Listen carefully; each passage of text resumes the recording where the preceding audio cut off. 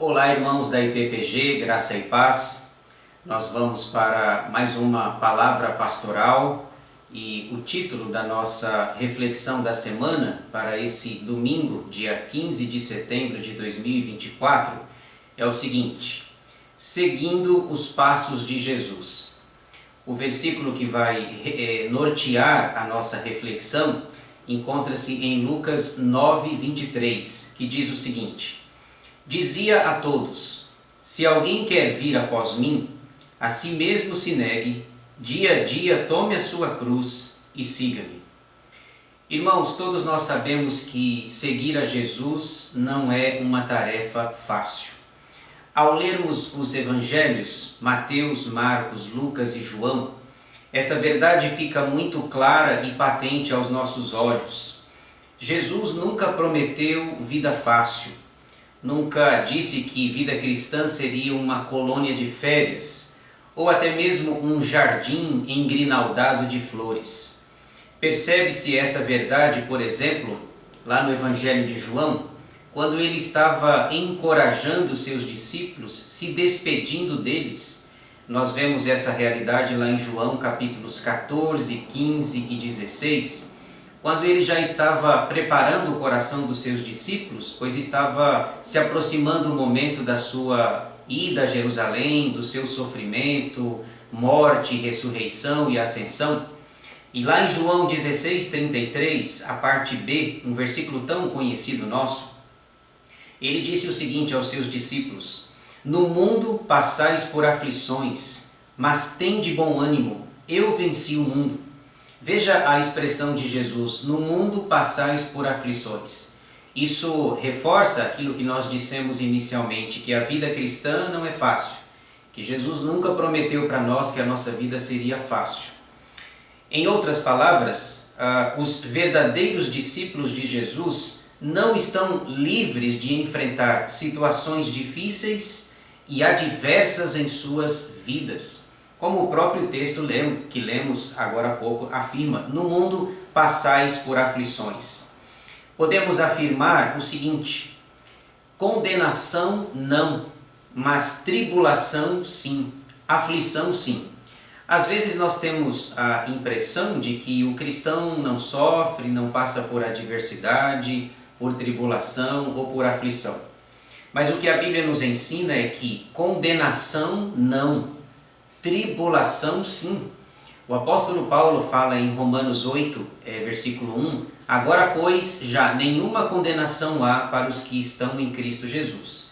Mas condenação é uma coisa, tribulação e aflição é uma outra coisa. Jesus não prometeu vida fácil, podemos dizer. O que ele prometeu foi uma chegada segura. Apesar das tribulações, dos percalços da vida, das aflições que nos sobrevêm, ele prometeu que nós vamos chegar. Nem sempre essa chegada é fácil, mas ela é segura. Ele falou, e ele vai cumprir isso daqui. Ele disse: passarão os céus e a terra, mas as minhas palavras jamais passarão. No texto transcrito acima de Lucas 9:23, nós podemos ver outro exemplo dessa dificuldade em seguir os passos de Jesus. Jesus diz em Lucas 9:23, dizia a todos: se alguém quer vir após mim, a si mesmo se negue, dia a dia tome a sua cruz e siga-me. Veja, ele coloca algumas condições para aqueles que querem acompanhá-lo. Uma delas é preciso negar a si mesmo, ou seja, colocar a nossa vontade em segundo plano para que a dele seja a primeira. Então, a primeira condição que ele coloca aí aos seus seguidores é que eles precisam negar a si mesmo. Aliás, essa é uma tarefa difícil para nós, convenhamos, pois nós somos egoístas por natureza. Primeiro nós queremos a nossa vontade, os nossos interesses, aquilo que salta aos nossos olhos, a nossa vontade pessoal. Mas é preciso deixar o egoísmo de lado, é preciso essa autonegação de si mesmo, deixar o egoísmo de lado para colocarmos a vontade de Deus em primeiro lugar. Sabemos disso, somos egoístas por natureza. Isso começa na infância. as crianças são egoístas, depois os adultos também o são.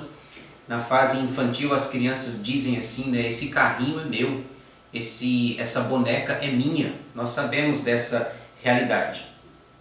Outra condição que o texto coloca de forma explícita aqui é que nós devemos tomar a nossa cruz para seguirmos os passos de Jesus.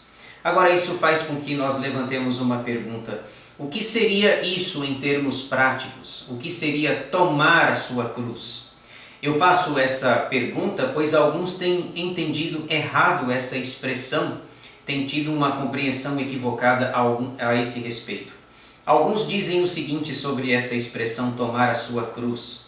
Alguns dizem, pastor, a minha cruz é o meu patrão, a minha cruz é o meu marido, a minha cruz é a minha esposa, a minha cruz é o meu colega de trabalho e assim por diante. Mas veja, é preciso que digamos que Jesus não está falando disso.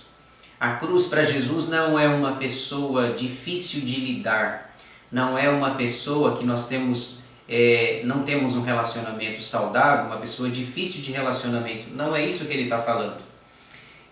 George Led é um teólogo, um pastor norte-americano, e ele tem uma definição interessante sobre o significado de tomar a sua cruz. E eu queria ler para vocês o que George Eldon Led fala sobre o significado de tomar a sua cruz. Ele afirma: tomar a cruz significa a morte do eu, das ambições pessoais e dos propósitos egocêntricos. No lugar das realizações egoístas, embora altruístas e nobres, o indivíduo deseja apenas o governo de Deus. Veja que interessante. Traduzindo, significa colocar Jesus em primeiro lugar.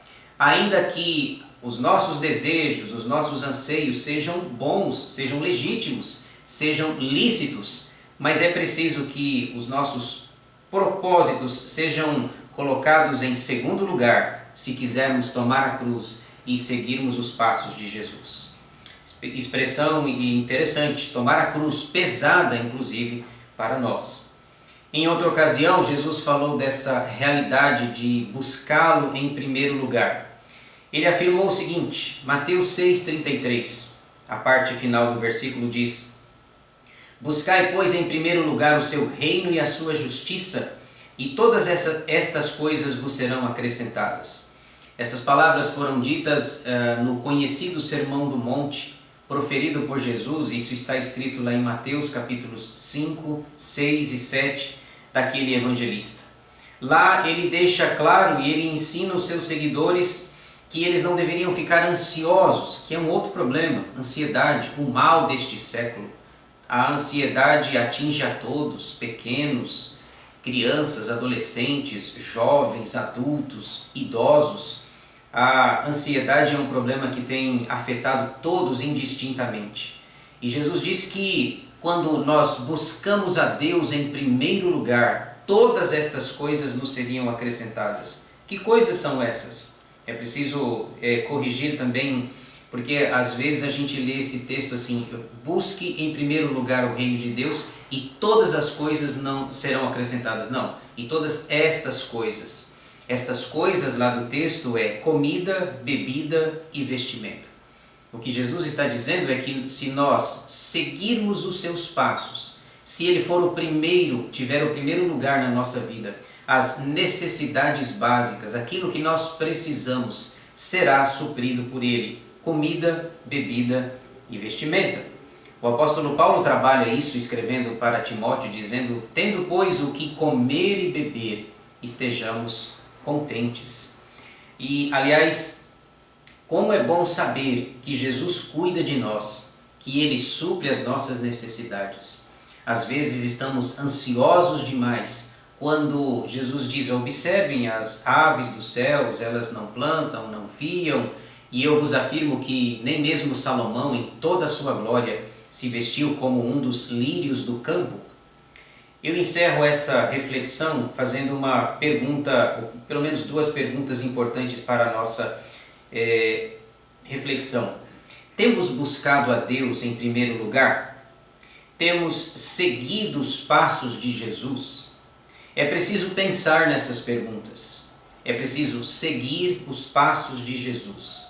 Mesmo diante dos desafios que o cristianismo nos oferece, mesmo que a nossa vida não seja fácil, mesmo que ainda ela não seja um jardim engrinaldado de flores, uma colônia de férias, é preciso seguir os passos de Jesus.